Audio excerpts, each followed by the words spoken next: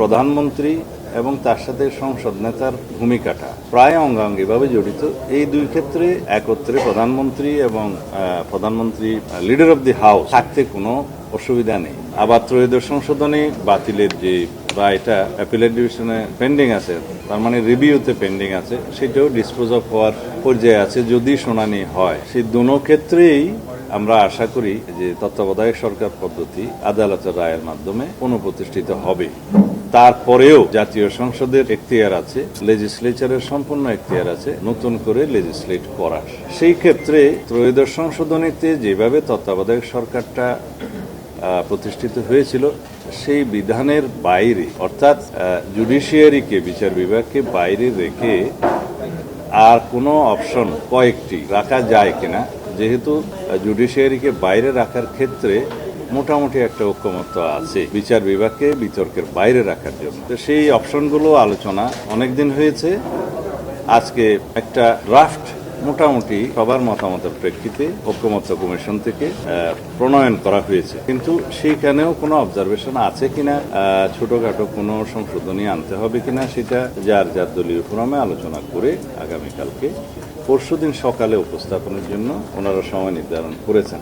প্রধানমন্ত্রীর একই পদে, মানে কয়েকটি পদে থাকাটা নিয়ে কিছু প্রস্তাব এসছে। আপনারা আগে জানেন, এটা অনেকবার ডিসকাসড হয়েছে যে একই ব্যক্তি প্রধানমন্ত্রী, সংসদ নেতা এবং দলীয় প্রধান এই একাধিক পদে থাকতে পারবেন কিনা। বিস্তারিত আলোচনা শেষে অধিকাংশের মধ্যে একটা মতামত এসছে যে প্রধানমন্ত্রী এবং তার সাথে সংসদ নেতার ভূমিকাটা প্রায় অঙ্গাঙ্গিভাবে জড়িত। এই দুই ক্ষেত্রে একত্রে প্রধানমন্ত্রী এবং প্রধানমন্ত্রী লিডার অব দি হাউস থাকতে কোনো অসুবিধা নেই। এক্ষেত্রে মোটামুটি যেটা আমি কনসেনসাস দেখেছি যে প্রায় সকলেই এক, কিন্তু দলীয় প্রধানমন্ত্রী হতে পারবেন কিনা এই ক্ষেত্রে কিছু বিতর্ক হচ্ছে।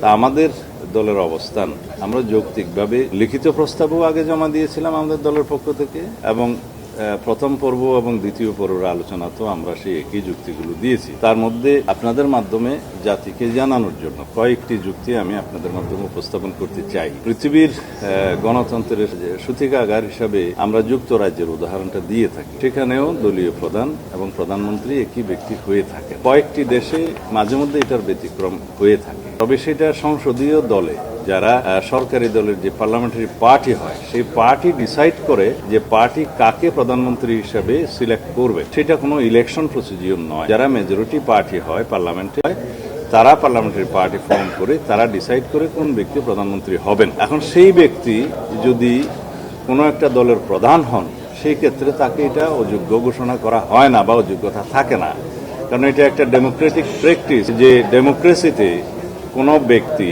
প্রধানমন্ত্রী হলে তাকে অপশন হিসেবে কোনো রাজনৈতিক দলের প্রধানের পদটা ছাড়তে হবে, এরকম কোনো প্র্যাকটিসটা সাধারণত দেখা যায় না। দুই একটা ক্ষেত্রে এক্সেপশন থাকতে পারে, কারণ এটা একটা তার ডেমোক্রেটিক রাইট যে দলীয় প্রধান হওয়ার কারণেই কি তাকে প্রধানমন্ত্রীর পদে যোগ্যতা ঘোষণা করা হচ্ছে, এরকম একটা প্রশ্ন আসতে পারে। আর দলীয় প্রধান যে সবসময় প্রধানমন্ত্রীর পদ অলঙ্কৃত করবেন এমন তো কথা নয়। পার্লামেন্টারি পার্টিতে ডিসাইড হবেন কোন এমপি প্রধানমন্ত্রী হবেন, কিন্তু অপশনটা থাকা ভালো, তার ডেমোক্রেটিক রাইটটা যাতে ক্ষুণ্ণ না হয়। যে ব্যক্তি দলীয় প্রধান হন তার যাতে রাইটটা অক্ষুণ্ণ থাকে যে তিনি ইচ্ছা করলে প্রধানমন্ত্রী তো পদ নিতে পারেন। সেই জন্য আমরা বলেছি যে এটা ওপেন থাকা ভালো, যে দলীয় প্রধান ইচ্ছা করলে প্রধানমন্ত্রিত্ব নিতে পারেন যদি পার্লামেন্টারি পার্টিতে ডিসাইড হয়। আর যদি পার্লামেন্টারি পার্টিতে ডিসাইড হয় যে তাকে প্রধানমন্ত্রী করা হবে না, অন্য একজনকে করা হবে, সেটা পার্লামেন্টারি পার্টির ডেমোক্রেটিক রাইট চর্চা, সেটা ওপেন রাখার ক্ষেত্রে আমরা আমাদের সাজেশন দিয়েছি